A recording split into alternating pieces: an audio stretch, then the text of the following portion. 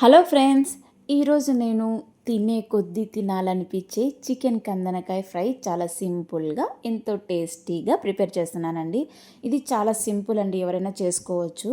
నాకు ఈ కందనకాయ ఫ్రై చూసినప్పుడల్లా యాక్చువల్గా కందనకాయ అంటే నాకు కొంచెం డిఫరెంట్గా ఉంది. మేము దీన్ని రాళ్ళగుండెకాయ అంటాం మా సైడు. ఈ రాళ్ళగుండెకాయని చిన్నప్పుడు మా నాన్నగారు ఏం చేసేవాళ్ళంటే పొయ్యిలో కాల్చి రాళ్ళగుండెకాయ, గుండెకాయ 2 చికెన్ లివర్ వస్తుంది కదా, ఈ రెండింటిని పొయ్యిలో కాల్చి ఎండుమిర్చి, వెల్లుల్లి, ఉప్పు వేసి కారం దంచుకొని దాంతో కలుపుకొని తినేవాళ్ళం అనమాట. చాలా టేస్టీగా ఉండేది.